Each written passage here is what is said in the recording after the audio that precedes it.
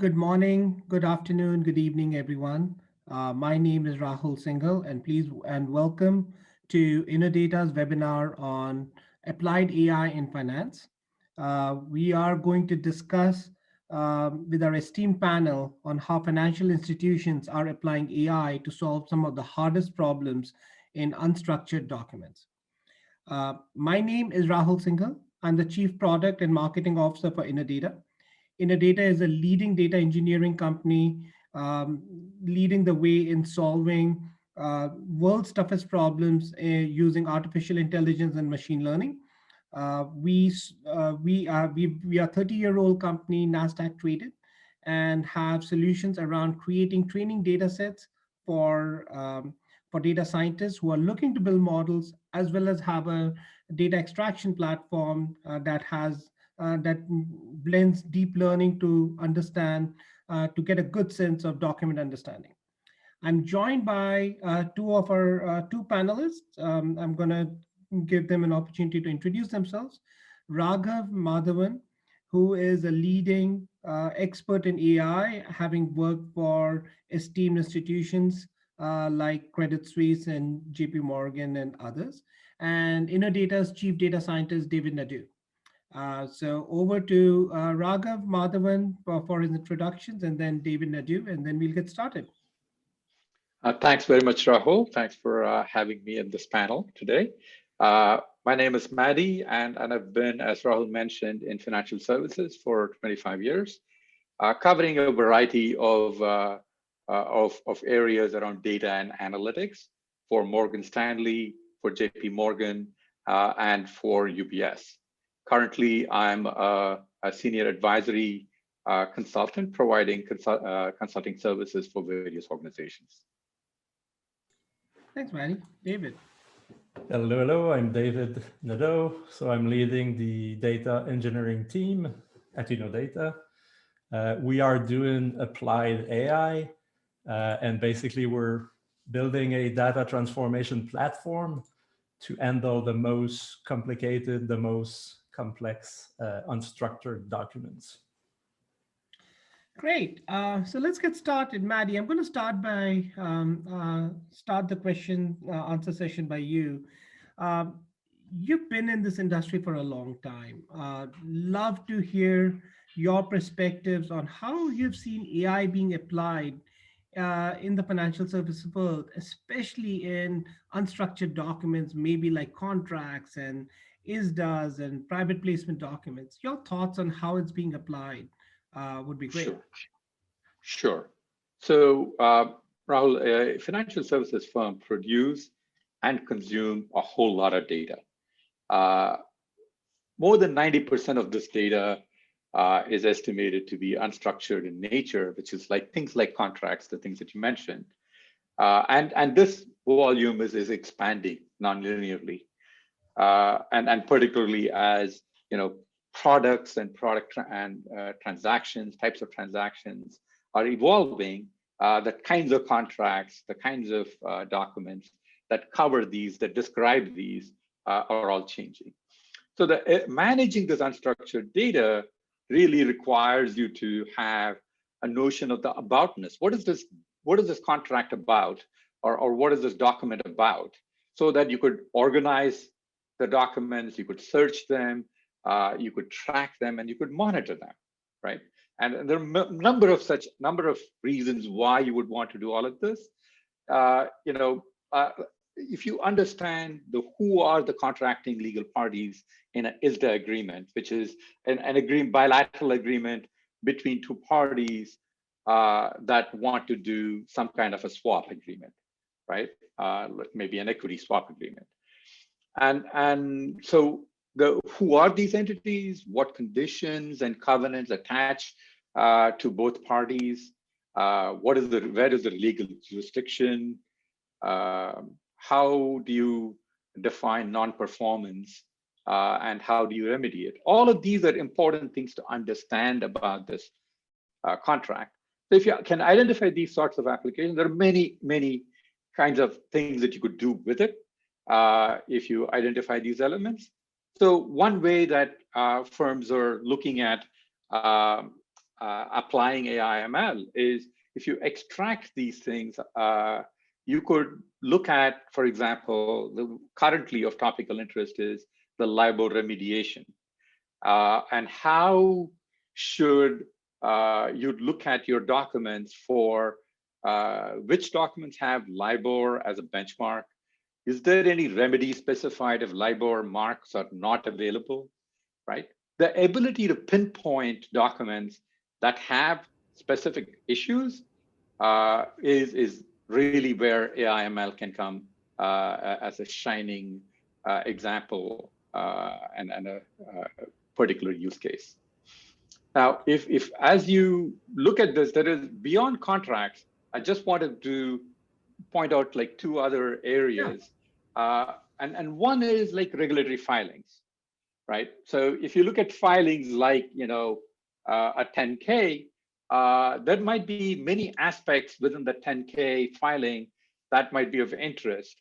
And variety of firms file 10Ks, but what kinds of ESG targets, environmental, social, or governance related targets are being mentioned by a particular company, or that's a particular thing of interest for many investors, right? Similarly, is an 8K filing, a different kind of filing, regulatory filing, is it mentioning management change? And if so, which role is changing, and who's the new person coming in, what experience, why is this happening, right? Understanding that is also very important. But yet another source of data is all the news. So if you want to follow new developments, so you have all kinds of external media where people are putting out information, whether it is social media blogs or it is news releases, PR news releases, and understanding this data is almost like drinking from a fire hose. You can't do this manually, right? The volume is too high. And so the ability to extract relevant information so that you could monitor your M&A is another application of AI/ML in unstructured data. That's fantastic. Some really good use cases. So I'm going to turn it over to David. I'd love to get David's perspective. David, you've been solving these kinds of problems for a long time. You've been in AI/ML for the last 20 years. Your perspectives on how have you looked to solve these problems, and give us a demo. I mean, I know you've built a data extraction platform. You talked about it. Love to get a demo and get into the details of what is involved in when you look at an unstructured document. How does one look from an AI/ML perspective to solve that problem? Yes. So we do applied AI. I'm going to show a real life, demo of what we do. I think it speaks a lot. And before that, I just show basically, so our approach to taking unstructured documents and moving them toward a business application. The business application can be a search engine, can be a discovery tool, it can be a database, just a data product sold as is. But our contribution where we stand is basically in this transformation from those unstructured documents, like Maddie has shown, to highly structured, computer readable documents. I'm showing here the layouts, which the layers, which are typical of a data transformation stack. So from an unstructured document, we always start by understanding the layout. So what are the zones that are important in that document? We parse tables and forms. I'm going to show a demo of that. So nowadays, the majority of documents are digital native, but even there's a large proportion of documents that are image, scanned documents. We see that across our clients. Everyone has 5, 10+% of documents which are scanned. So we need strong OCR and extraction of information from images. I'm going to show a quick example of that. And then the most important piece is where we do the extraction of information. So we turn these clauses, these news, or these 10Ks into something that can be databased, that can be put either in the database or in an XML file. The foundation that I'm going to demo is, so everything is trainable. We have machine learning in the back end. We can fine tune and train to client spec. But a lot of it, half of the stack is pre-trained, meaning it's going to work out of the box on client's data. So first thing I'm going to show is the layout and zones. So let me take this example. So here the document is a bankruptcy filing. It's a 23 pages document, and this document has been built by collating multiple different documents together. So the font, the templates, the look and feel of the document is changing through the pages. And what we do at this stage, very first stage of data transformation, we basically recognize the zones. So you see zones are in purple rectangles, and we identify what are those zones. So we have a header, we have a title, we have a paragraph. Here we have a form, and a form or a table is parsed. Let me enter into this form. So this actual form becomes a group of rows and columns which can be used in machine learning. So here, if I remove the matrix, basically you see information. We have an address, we have the name of a company, a website, we have the categorization of the company. There's a checkbox, that identifies it as a corporation. So all that is captured at layout and table parsing. I'll quickly go into OCR. So again, very important. Your typical example is just a scanned document, but you could imagine having, end writings or having text inside images, and it's also applicable at this step. So basically here we determine the reading order of the document, and we go inside each zone to capture the text of the zone.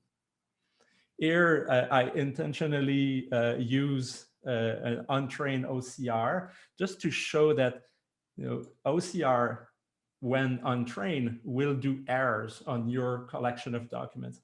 But with the workbench I'm showing now, we can train the machine. So I can fix the OCR and submit the document for a retro action call, so that over time, the OCR on this type of document becomes stronger and stronger. So obviously, this phrase, International Swap Dealer Association, will be repeated over and over. So we'll want to have this error learned, or the correction for that error learned. Now let me go into the most important piece of that demo. I'm going to show data extraction and data normalization. These are two different things, and I think I have a few good examples to illustrate it. I'm going to open a news, and I'm going to open two is that document.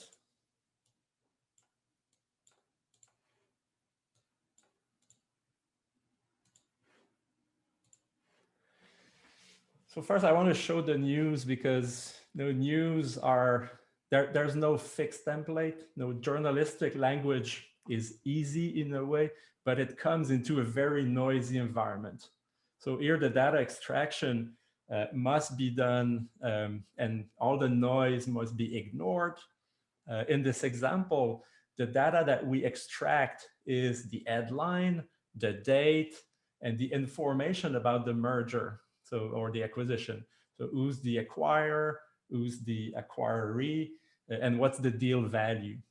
I want to draw your attention to the normalization aspect. So yes, we extract the info, but we're transforming it to the client spec so that in a client application, it can be used as is without further modification.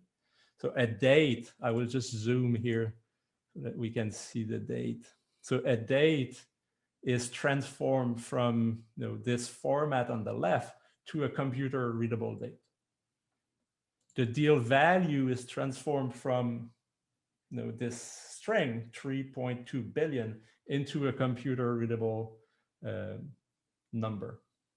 And these are the easy cases. We have then transformation or normalization, which are way more interesting, way more tricky. So here in this data product, the client cannot reuse the headline of the news because there's a copyright on it. They need to write their own headline. And we do that. We start from this headline and we translate it into a unique headline according to client specification. So that's an example of extraction and normalization. And I'll finish by showing the two ISDA document I loaded. So ISDA are complex. We have hundreds of data points. We're analyzing each clauses in their very details. But here, I just want to highlight one thing, not going to go through all the data points. Let me just open the principal threshold amount on both. So those two documents are in the same template. They are local currency, single jurisdiction. And we could expect the two to be written in the same way, but that's not the case. So even if the two, it's the same type of contract, the way the information is written is different. So here we have a paragraph called the threshold amount, and we're extracting 10 data points from it. So on the right, what you see is what the business product is using. They apply rules, they do calculation, they trigger alerts and whatnot, and they need the information in that computer readable form. And you see it's all in one paragraph. 3%, $25 million in the legal jargon. You go into the other document, we should expect the same, but that's not the case. Here, it's not a clause, it's a subclause. And it's not one clause, it's actually 4 clauses that contain those same 10 data points. So it's just to illustrate that basically our platform extracts the information, parses natural language, and brings structure from those documents. Great. Thanks, David. That was really interesting. And I just want to remind all our participants, please feel free to ask questions in the Q&A button. I see there are 3 questions. I'm going to take, there's few interesting questions that Robert has asked, and I'm going to ask David to answer those. The first question, David, from Robert is this proprietary technology or something built from third-party building blocks? Example, Amazon, Abby, IBM, Iris, etc. And I'd love to also give your perspectives on why this is different. I know the answer, but I'd love David for you to give your perspectives on why you decided to build it on your own. So. Yeah, the majority of those layers are proprietary. So we built the components. For sure, we're leveraging best-in-class open source projects. So we're wrapping around many projects. When the license allows us to do so, it's important for us to run everything in our private environment. We don't want to call outside our environment. And I see the questions. So someone asking, my documents are confidential. Can anyone outside my company see them? So that's the kind of question we're seeing all the time, we're receiving all the time. And we're able to run this platform into an highly secure environment.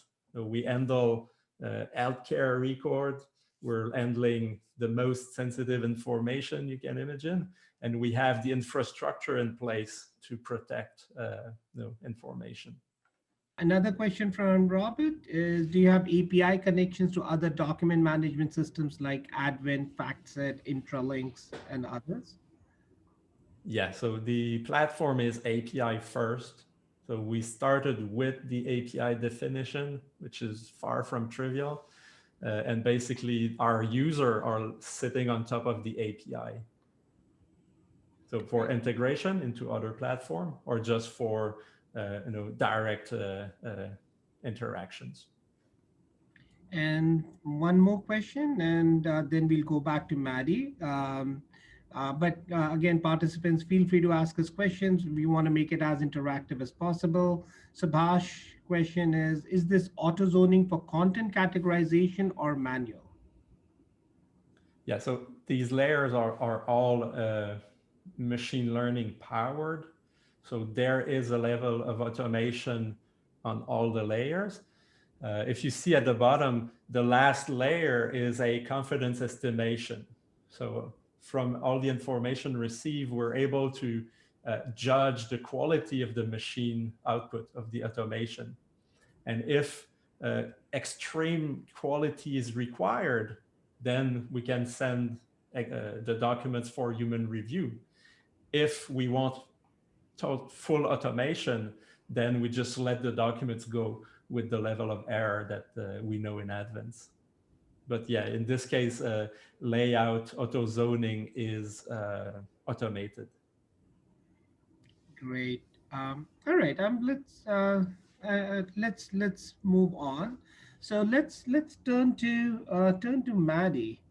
So Maddie, you've in your years of deploying these applications, what are some of the key risks our participants should be aware of before they embark on an AI initiative? And then I'll turn over the corollary question to David. From a technical perspective, David, what are some of the success factors that you think are required for making these applications production ready to make them successful? So start with Maddie to talk about risks, and then to David to talk about technically what has he seen that we should be aware of to make them production ready. Sure. Thanks again, Rahul. And David, that was a very fascinating demo. And I particularly like the ability to look at the M&A and see all the details of the M&A transaction very easily. As we've seen, Rahul, here, to get back to your question on what kinds of issues and risks, the deep document understanding has many applications. And with each of these applications, the kind of quality, and we've already seen a couple of questions here in this realm, the kind of quality and confidence that you need in answering these in the extraction and understanding of a document, the more direct business use it is, the higher quality you need. And so the kinds of issues that I've seen are that, pretty much modeling, AI modeling, is governed by a garbage in, garbage out kind of framework. And if you have very poorly annotated documents that you're using, then the amount of tweaks, how even in the OCR extraction that David showed, of the International Swap Dealers Association being, misread, the ability to learn and iterate is important, but the data that you provided in the first place for it to learn from should be high quality. And getting this high quality data is a highly manual effort, because nothing has been seen before. So so there has to be some amount of you could bootstrap, as David also showed. There are some layers of this that are applicable in a domain-free way, and then some others that might need some few examples of quality data before the machine can start performing.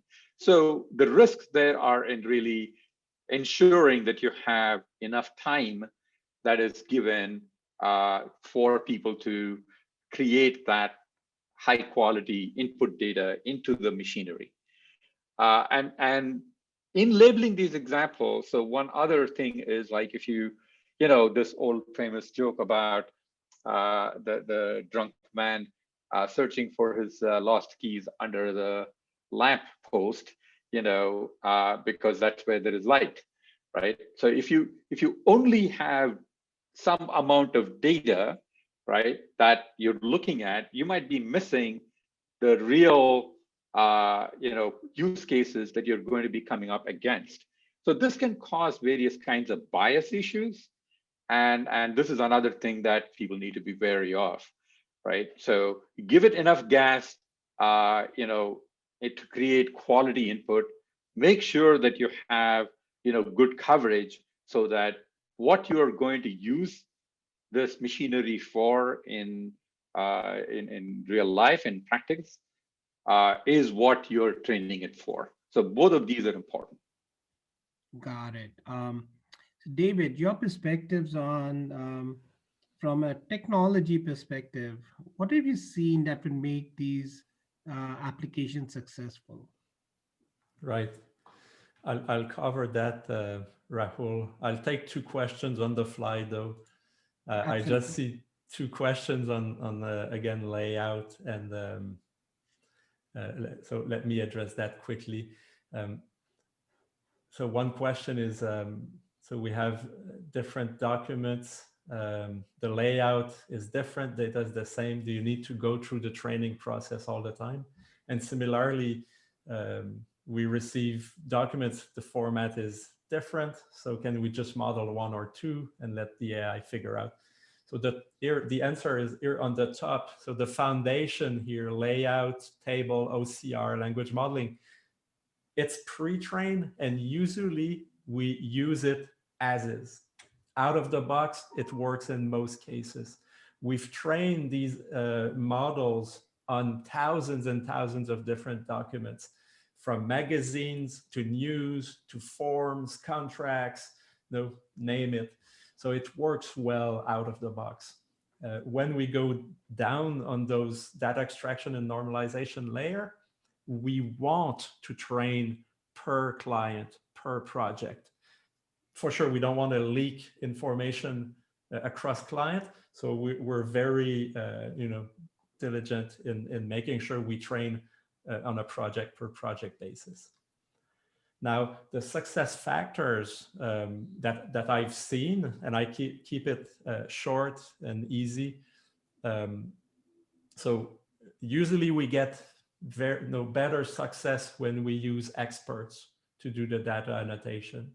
So we call that experts in the loop. It's not crowdsourced humans in the loop. So we think it's extremely important. So people who understand those legal documents. We like starting quick. We want quick start. In a few days, we want to be able to show you a functional demo of extraction from your documents, so that quickly you know if you want to work with us or not. And obviously, once we're live, we continuously feed the machine learning. So we deploy in production, we start getting good business value, but we're always training and retraining the documents. The exercise of training, the lower layer that I've shown, is something that continue over time. When you put those three factors together, usually you're successful. Usually everyone is happy. Great. So I think there is another question. Let's take that on the fly. A lot of the PDFs received are secure and password protected. How does your system deal with that? That's a really interesting question. Yeah, I mean, if we have the password, I guess we open them. I haven't seen that case, honestly. Yeah. uh, Usually documents are coming to us unlocked.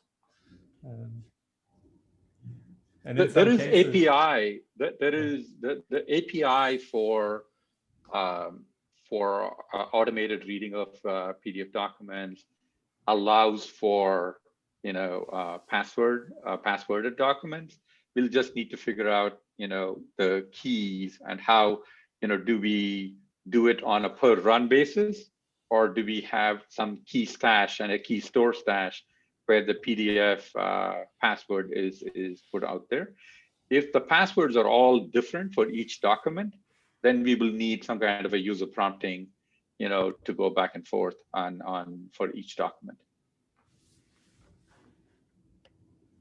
Great. Um, all right, so let's talk about, Maddie, turn it over to you. What are some of the best practices that you have seen? I know you talked about clean annotated training data sets. You talked about model building, right? Um, Again, my experience, I'd love your thoughts around change management, organizational, cultural change, because AI is also, um, it requires a different way of thinking and managing. So, what are some organizational uh, uh, change management that you have seen that has made these things successful? Yeah, definitely, change, any incorporation of new technology, there is change that you have to manage through, and particularly more burdensome in some ways is AI technologies in my experience. And so one part of that is convincing the humans that have been in the decision making process previously that they can actually hand over some parts of their workflow to this AI technology, right? And to do that, you need to actually provide them with convincing evidence. So some best practices are around, being able to provide statistics. So how do you compare the performance of what the AI tool is doing with the best human expert that is actually handling it today, right? So having comparative statistics on both human to human. Sometimes what I've seen often is that if you have two humans on the same task and have them extract similar information from the same content, they will have disagreements, particularly when it comes to things like classification of text. They might have disagreements. And so once you have, the ability to do this comparison with AI, you will see that oftentimes AI might have much better consistency and much better performance. So showing that to them is actually one way of ensuring that there is smoother acceptance and adoption. The last mile implementation is all about technology integration. And that technology integration is something also that people don't allow for enough time and enough thinking and investment into that last mile adoption. So particularly, we had a couple of questions and conversation around APIs and integration. So if you're going to integrate API and and have some other system in which you're going to embed this as part of a workflow, how do you ensure that all of that goes through smoothly and ensure that feedback loops like the one that David showed, where you accept the OCR, or you reject it, or you show it a correction? How does that come back into the system so the system continually learns? So that is also part of the best practice that you want to implement as part of the last mile integration. Got it. Great. Um, let's turn over to David for some interesting uh, things around AI that a lot of people are talking about, and Maddie mentioned it as well, bias, right? How do you take out bias from, how do you avoid bias in your data sets? And how do you make AI transparent, right? I mean, one of the things I hear talked about is AI is a black box, right? How do I know that your models are giving the right results? So, what are some leading best practices and technology things that you're seeing to solve these problems? Right. Two very important questions. So quickly taking the second question first. So how to make AI transparent. So every time we provide a prediction, we have a confidence level associated to it. And we're able to find the place in the original document, original unstructured document, where it's coming from. So we call that transparency to source. So everything is connected through all these steps, so that at the end of the day, your prediction is rooted in the unstructured documents with a confidence estimation by the machine. Now on bias, it's a hot topic these days.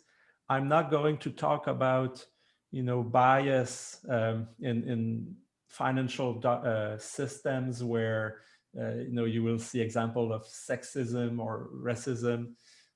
I'll keep that aside. I'm going to talk about bias in data sets and in machine learning, in what we see on a daily basis. And there's something that you might not be aware, but machine learning loves bias. By definition, a machine learning algorithm thrives on a biased data set. If everything is similar, all the examples are the same, it's perfect. It's going to work great. But basically, you want to avoid that. So the third point here, it's the data engineer responsibility to detect and evaluate the bias in the data set. Because when you go to the real world, to production, you want a system that generalizes. So the first source of bias we see is imbalanced data sets. A very good example on chronology. When you start a machine learning project, you might be tempted to train on historical data. So let's say you train is the data extraction, and you get a collection from 2017. Now, when you apply that model to documents from 2021, well, guess what? It won't work well. So the first thing we do when we build data set is to make sure it's representative of the production data chronologically, and there are other aspects of it that we take care. The second very important source of bias, and you see that in many, many projects, it's a typical data scientist error. You build a model, you deploy to production, and then you want to reduce the spend to the minimum. So you just say, all right, we're going to just continue to train once per month on the difficult cases. So where machine learning is not good, you capture those difficult documents, and that's the only thing that you send in your feedback loop. Well, that's not working well. Your system will be biased, will become better and better on difficult cases, and will start being very bad on easy cases. So you need to keep a balance. You always need to, even in a feedback loop, you need to keep a representative sample of the real world data. Fantastic. So that concludes our Q&A. I want to give opportunity for our participants to ask questions.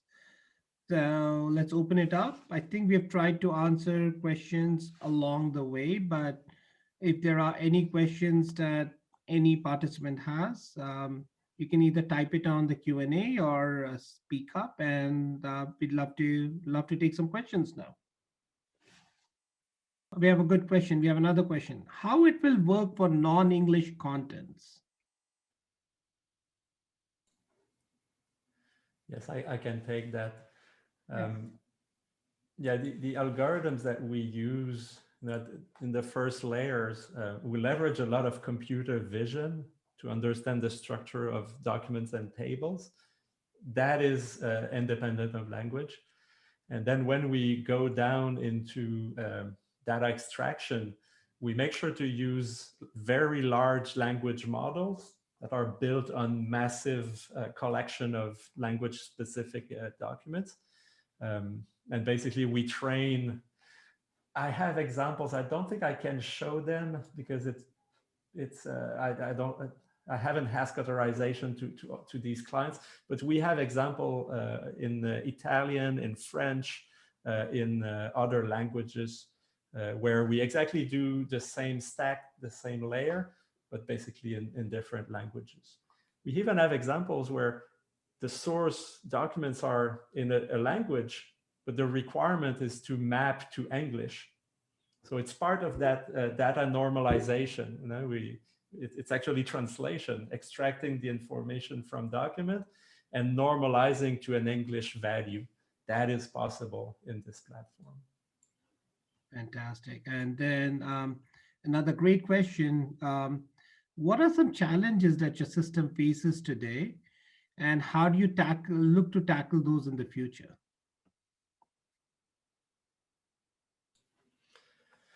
We have several challenges, honestly. Rahul, you've seen my roadmap. We have a multiple year roadmap. Extracting information from images. Some client comes with a iPhone picture, a mobile picture of a box, and we need to go extract information from that picture. So you see that's difficult.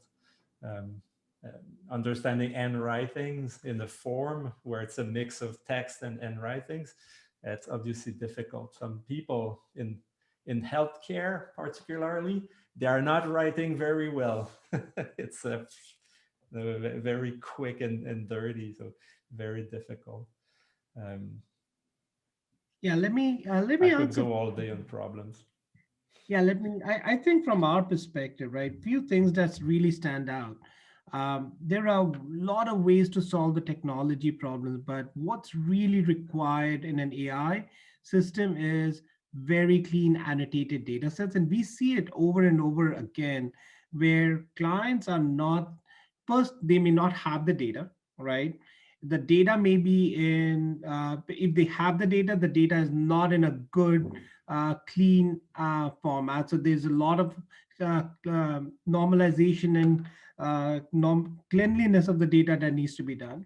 And then what we find is the teams haven't budgeted. They assume that to train a model, you can have your current team participate and do the annotation so, as secondary part of their job, right? But these are hard things to do, right? This is not someone's day job. Sorry, Matt, if you want to talk. I just wanted to say I've lived through exactly that problem while I was at a previous job, and where we had 600 research analysts that do research analyst job. They understand documents, and so our project sponsor said, hey, you have 600 people. Let them do this annotation for you. We couldn't get hardly 6 people to give us one half day for annotation, right? And so you can't assume that people that have their full-time jobs are going to actually, spare time. Even though they might be experts, they're not going to have time to do this as a side project. So, which is where, some of the expertise that you've provided, Innodata has provided, actually comes into focus. Yeah, and then I think there are obviously technology challenges, right? So let's assume we can have enough good, clean, annotated data. AI is never going to give you 100% accurate results. So to make them production ready, you need humans in the loop, right? I think there is a really nice blog that Andreessen Horowitz, the leading venture capitalist, writes that AI is not software as a service; it's service as a software, right? And that actually encapsulates how we believe AI needs to be implemented. It is a combination of humans and machine uh, with an augmented intelligence, right? It's not automation, 100% automation. I think those are some really important organizational uh, barriers that one needs to be aware of. There is another interesting question, and I'll turn it for you, Maddie, to answer. What are some use cases for ML in wealth management, not trading, but in wealth management that you have seen being deployed? So again, there are a number of contracts. Wealth management, uh, typically clients have had, and depending upon which organization, there have been organizations when I worked at Morgan Stanley, for example, and this goes back, a number of years. The wealth management unit used to be called, and at least the high-end wealth management unit, ultra high net worth, used to be called private client services. And the contracts that are written are very custom for each client, right? So how much are you going to charge them for what, under which circumstances, right? Is not something that you have. So again, it gets back to agreements and what are the terms in those agreements. And you're not trading. This is basically, under what conditions, what are you liable for, right? Is a very important example. Now, another, again, we went through the news example, the ability to understand news that is relevant for your wealth management clients. So your wealth management client has some amount of holdings, and now you want to advise them on what is happening. Well, you need to understand first what is happening in order to advise them. And to do that advice, you also need to do a whole bunch of news understanding. And then social media is another area where your wealth management client is participating in social media in a number of different ways. Now, the whole GDPR and the California privacy requirements aside, if the wealth management client is saying, I'm going skiing, right? And you want to be aware of that so that in contextually, you're able to have a deeper conversation, richer conversation with the client. So that is yet another application. It's not about trading. It is about understanding and maintaining, closer relationships with clients. Wonderful. Doesn't seem to be any more questions. So I want to thank David and Maddie for a very enlightening webinar, a good Q&A, and to our participants, some really good questions came out of it. Feel free to reach out to me personally, Rahul Singhal. My email ID is rsinghal1@innodata.com, or to any of our team members, and we'd love to support you guys in your AI journey. Thank you very much, David and Maddie. Thank you. Thank Thank you, you. guys.